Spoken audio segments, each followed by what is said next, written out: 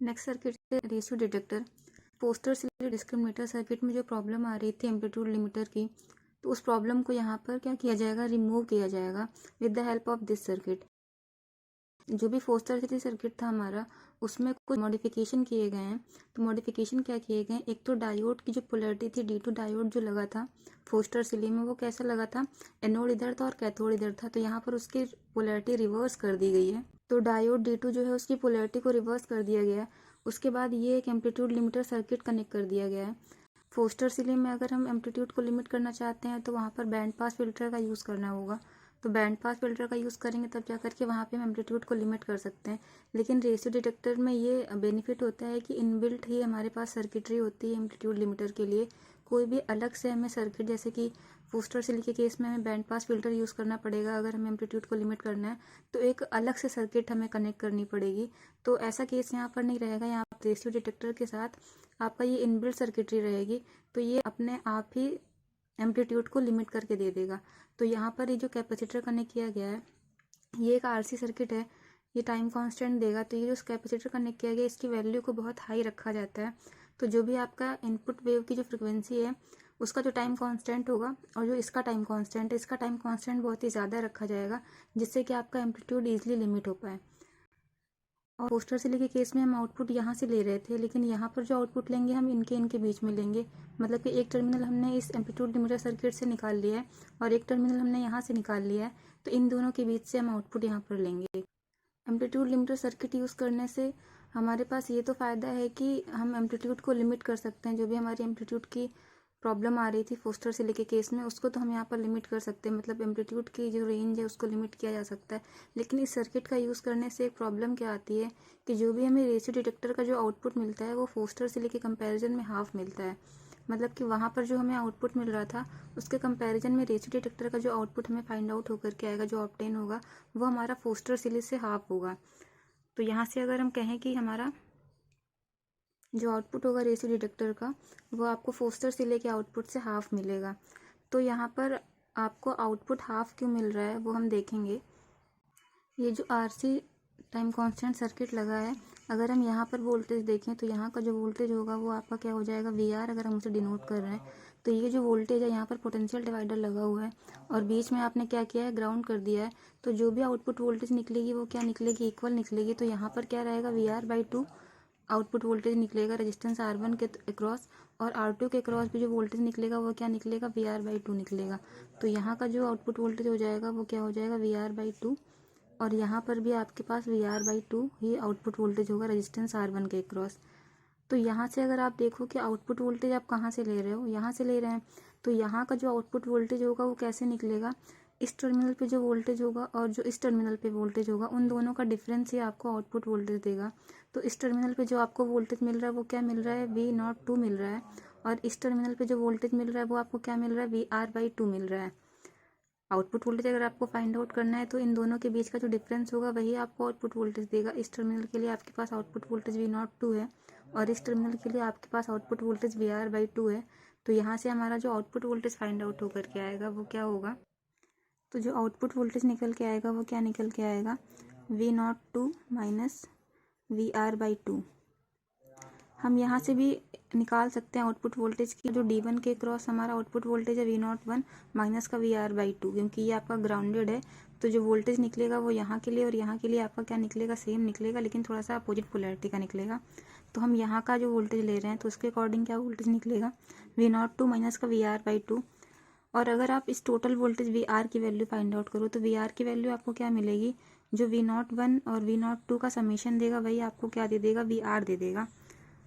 तो यहाँ से अगर आप VR की वैल्यू लिखिए तो क्या हो जाएगा, V01 प्लस का V02, ये आपको VR की वैल्यू दे देगा। तो यहाँ से देखिए कि VR की वैल्यू आपके पास गिवन है। अगर आप इस VR की वैल्यू को यहाँ पुट कर देते हैं, इसको इक्वेशन 1 कर लीजिए, इसको इक्वेशन 2 कर लीजिए। अगर इक्वेशन 2 को इक्वेशन 1 में पुट कर दें तो V0 इज इक्वल टू क्या हो जाएगा, V02 माइनस का V01 माइनस V02 अपॉन 2। या आपने VR की वैल्यू को यहाँ पुट कर दिया। अब इसको जब सॉल्व करेंगे तो ये क्या हो जाएगा, V01 माइनस V02 अपॉन 2। तो ये आपका क्या निकल के आ जाएगा, V02 माइनस V01/2, ये आपका हो जाएगा आउटपुट वोल्टेज इस केस में। तो हम यहाँ से देख रहे हैं कि हमारा यही आउटपुट वोल्टेज पोस्टर सिली का आउटपुट वोल्टेज था। यहाँ पर आप कंफ्यूज मत होइएगा कि हमने पोस्टर सिली के केस में क्या निकाला था, V01 माइनस V02 निकाला था। इस केस में आपके पास V02 माइनस V01 निकला है, तो कंफ्यूज मत होइएगा। अगर आप यहाँ से ये जो आपका यहाँ से अगर आउटपुट वोल्टेज आप यहाँ के टर्मिनल पर लेंगे, मतलब कि V01 माइनस का VR/2 अगर लेंगे, ये जो आपने आउटपुट वोल्टेज निकाला है, अभी हमने क्या निकाला है, स्लोप, जो भी हमारा स्लोप सर्किट था, मतलब कि स्लोप सर्किट 2 के क्रॉस निकाला था।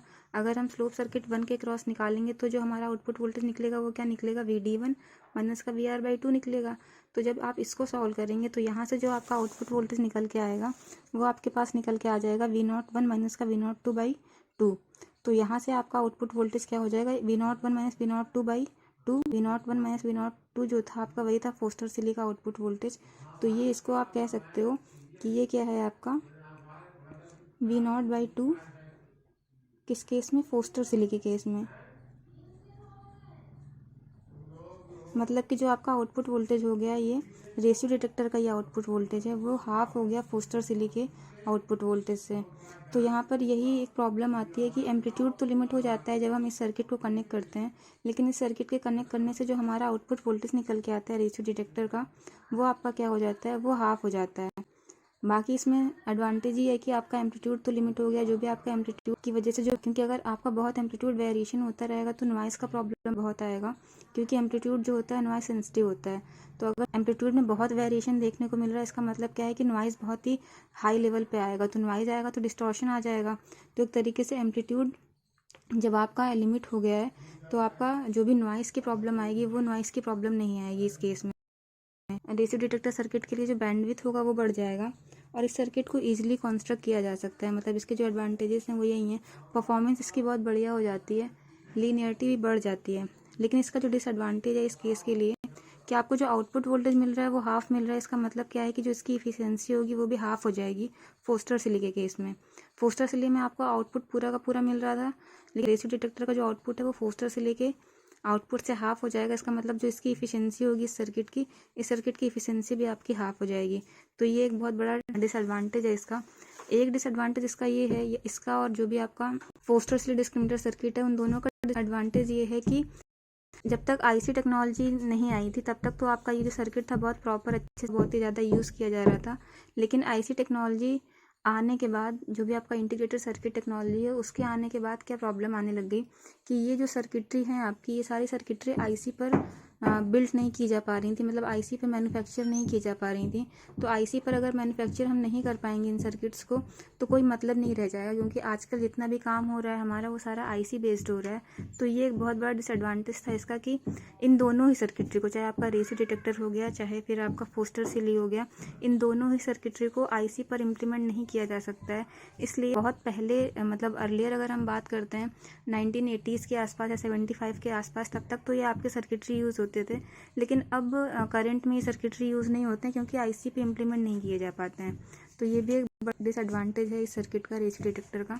इतना है आपका रेशियो डिटेक्टर सर्किट के बारे में।